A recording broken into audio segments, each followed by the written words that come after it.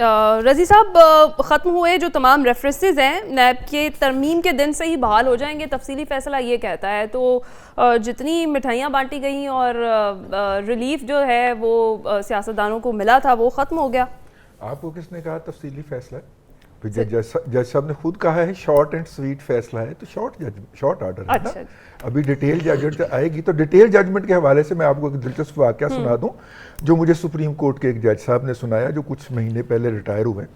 وہ کہنے لگے کہ ایک ایک جنرل عارف صاحب ہوتے ہیں، وہ پاکستان اولمپک ایسوسی ایشن کے سربراہ بن گئے اور ان کو وہاں پہ جو تنظیموں نے ووٹنگ کرنی ہوتی ہے وہ ووٹ کر کے ہٹا دیا.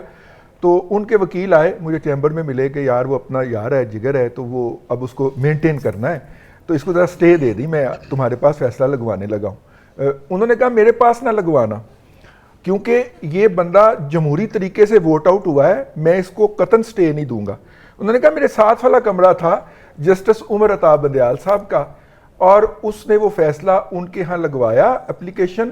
عمر عطا بندیال صاحب نے مخالف پارٹی کو نوٹس کیے بغیر سٹے دیا اور اس کے اوپر شارٹ اینڈ سویٹ ججمنٹ دی. آج تک ڈیٹیلڈ آرڈر نہیں لکھا. اس ملک کے اندر اگر کھیلوں کا بیڑا غرق نکالا جائے گا تو اس کے پیچھے آپ کو جج کھڑا نظر آئے گا. اس ملک میں چینی کی قیمت کے اندر اضافے کو نکالا جائے گا تو جج نظر آ جائے گا. اب آ جائیے اس فیصلے کی طرف.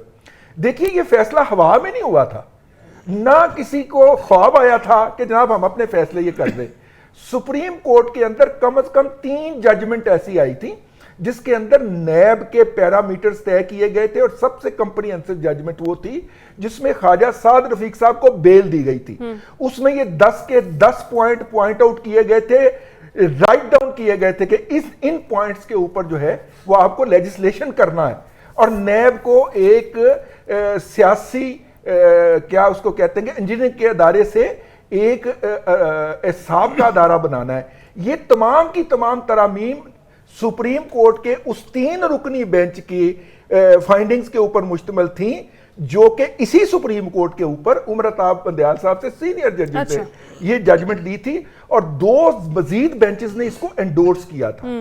اب اگر پارلیمنٹ نے اس کو کر دیا اور موجودہ چیف جسٹس صاحب کا خیال ہے کہ یہ درست نہیں ہے، تو جو آئندہ چیف جسٹس صاحب نے پرسوں 18 کو میٹنگ رکھ لی ہے، اگر انہوں نے یہ بینچ ہی اڑا دیا، کیونکہ انہوں نے فل کورٹ رکھا ہے نا پروسیجر ایکٹ والے اس کے اوپر فل کورٹ رکھ لیا ہے، اور اگر وہ اڑ جاتا ہے تو میرا مطلب ہے کہ جو اس فیصلے کو سیلیبریٹ کر رہے ہیں وہ منڈے تک ٹھہر جائیں. یہاں پہ بہت کچھ بدل جایا کرتا ہے، تو اس لیے وہ بھی سیلیبریشن کو ذرا ہولڈ کر لے، مٹھائیوں کے آرڈر آن ہولڈ کر لے، یہ 18 کا انتظار کر لے.